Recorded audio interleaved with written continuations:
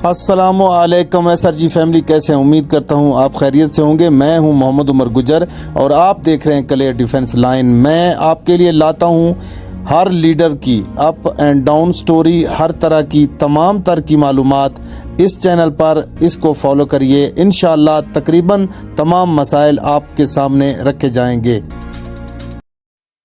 जी दोस्तों, कैसे हैं? ठीक हैं? उम्मीद करता हूँ ठीक होंगे। एसआर जी फैमिली, मैं आप लोगों के लिए कुछ ख़बरें लेकर आया हूँ। एक तो नैब कोर्ट की डेट जो आगे पड़ी है वो डेट बताऊँगा। दूसरा, जो केस के हवाले से ख़बर चल रही थी मन घड़त कि केस को कराची मुंतकिल किया जा रहा है, उसके बारे में जो मैंने ज़राए अपने से पता किया है वो क्या कहते हैं। और तीसरा जो है जावेद ख़ान जो अदालत पहुंचा हुआ है और वहाँ पे कुछ 10 बंदों के साथ और तौसीफ़ आमर के साथ उसने वीडियो शेयर की है। उस वीडियो का बैकग्राउंड आपके सामने रखूँगा।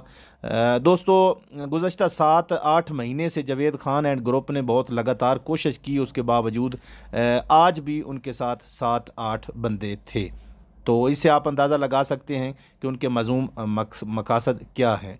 दूसरा, केस की जो नेक्स्ट डेट है वो पड़ी है 22 तारीख़, जो अभी इसी महीने की दिसंबर की 22 तारीख़ है। मेरा ख्याल है एक वीक की, एक हफ़्ते की डेट पड़ी है। और एक हफ़्ते के बाद उम्मीद है कि अभी क्योंकि जज भी अपॉइंट हो गया है और बाकी मामलात भी तकरीबन सही हो रहे हैं, तो उम्मीद है कि 22 तारीख़ को जो है ना कुछ न कुछ कार्रवाई हमें नज़र आएगी। तीसरा, मैं ये बताना चाहता हूँ यहाँ पे जो कल अपना मैडम अस्मा बीबी जो है उन्होंने एक ख़बर नशर की थी अपने बीबीसी के ज़राए से। और मतलब वो बता रही थी कि केस जो है कराची जा रहा है, तो ऐसी कोई बात नहीं, हमने अपने ज़राए से कन्फर्म किया है।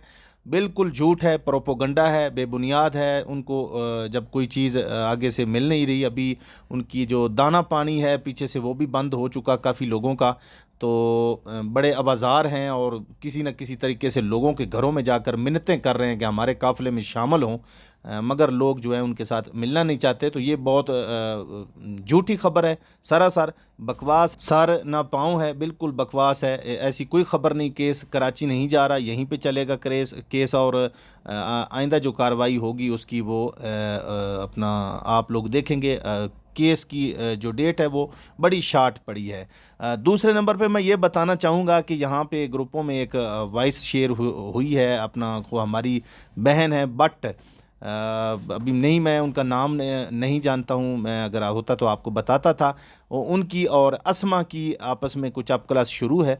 तो बात ये है कि किसी के घर में पत्थर मारोगे तो आपको पत्थर तो लगेगा, और वो लेडीज़ हैं, आपस में शुरू हैं। हम दोनों को ही कंडम करते हैं, उनकी जो ये बातचीत चल रही है कि सही नहीं है, मगर बहरहाल अस्मा को भी अपना मुंह जो है देख कर बात करनी चाहिए। चूँकि किसी के ऊपर इल्ज़ाम लगाना या किसी की माँ, बेटी, बहन के बारे में आप जब बुरे लक़बात कहेंगे तो आपको और ये एक औरत के साथ औरत का मामला चल रहा है, तो इसमें हम यही कह सकते हैं कि इन दोनों को जो है ना ये मुनासिब अल्फाज का चुनाव करना चाहिए एक दूसरे के ऊपर तनकीद पे।